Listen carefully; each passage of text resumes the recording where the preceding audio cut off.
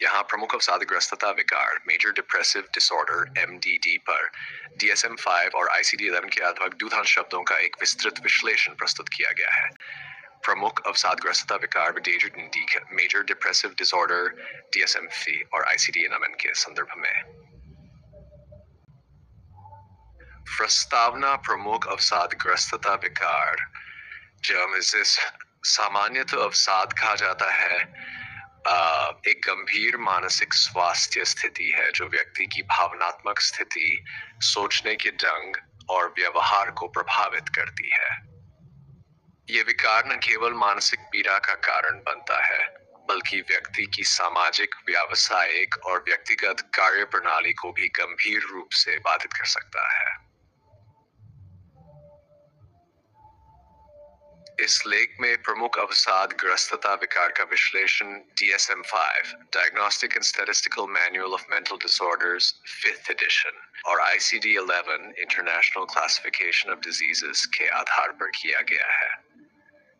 DSM-5 के अनुसार प्रमुख अवसादग्रस्तता विकार की परिभाषा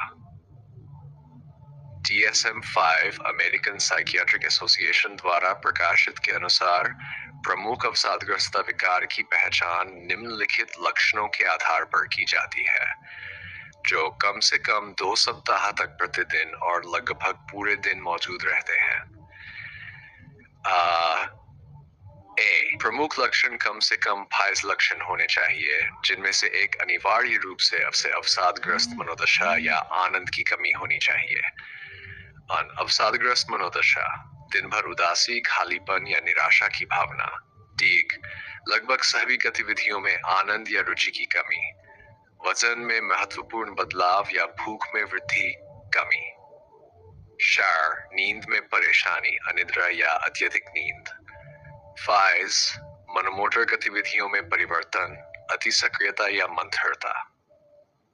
6 थकान या ऊर्जा की कमी। सेवथता या अत्यधिक दोषबोध की भावना। 8 सोचने, एकाग्र होने या निर्णय लेने में कठिनाई, मृत्यु या आत्महत्या के विचार। इन लक्षणों को किसी चिकित्सकीय स्थिति या दवाइयों, नशीले पदार्थों से संबंधित नहीं होना चाहिए।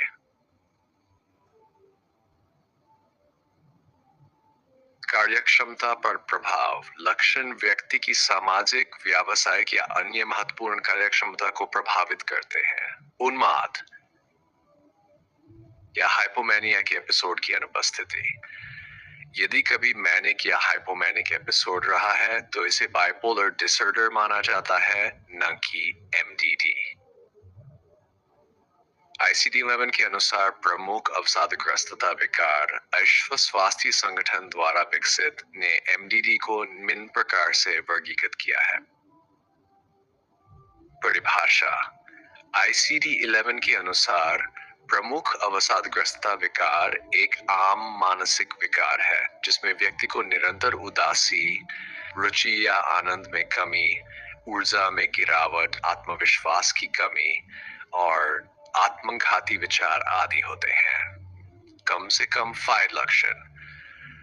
ICD-11 में लक्षणों का वर्गीकरण इस प्रकार किया गया है। मनोदशा से संबंधित लक्षण: निरंतर उदासी, निराशा या चिड़चिड़ापन, आत्मसम्मान में गिरावट, अत्यधिक अपराध बोध या आत्मालोचना। शारीरिक लक्षण: थकान, ऊर्जा की कमी, नींद की गड़बड़ी, भूख में कमी या वृद्धि। बड़े संज्ञानात्मक लक्षण: ध्यान की कमी, निर्णय लेने में कठिनाई, आत्महत्या के विचार। गंभीरता के स्तर।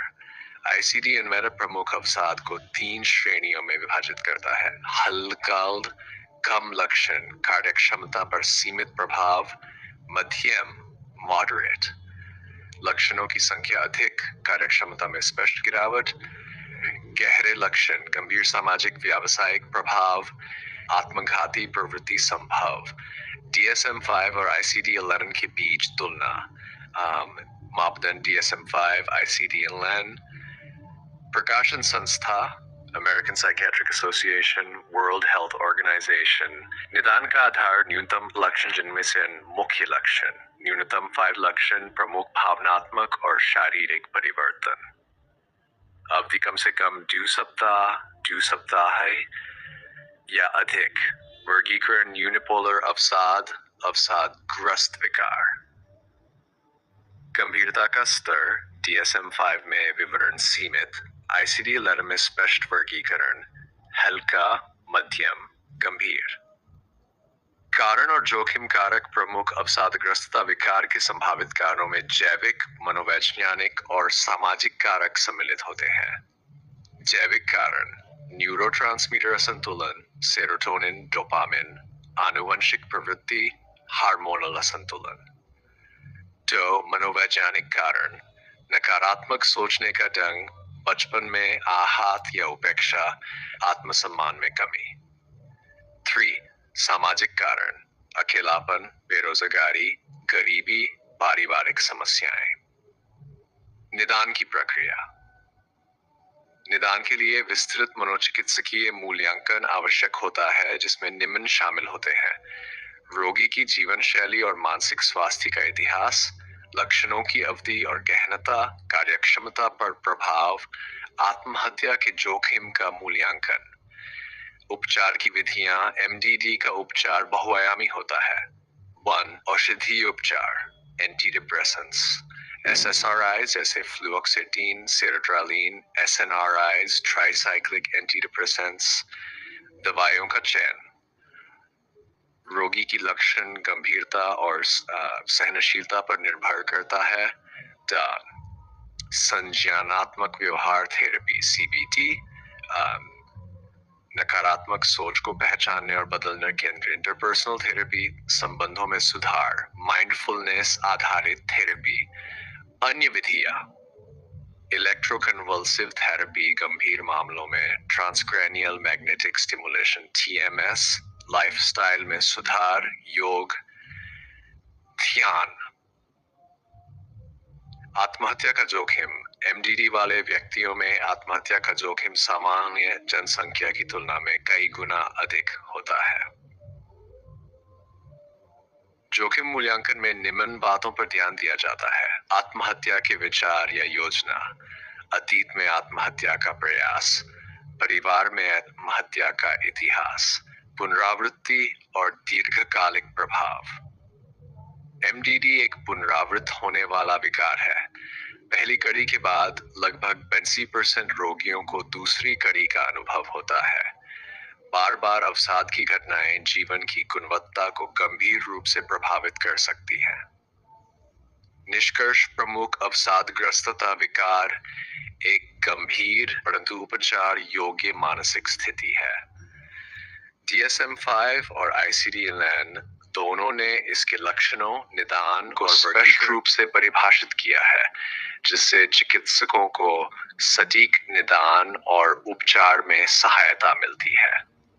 समय पर पहचान और समुचित उपचार द्वारा व्यक्ति की कार्यक्षमता और जीवन की गुणवत्ता में उल्लेखनीय सुधार संभव है।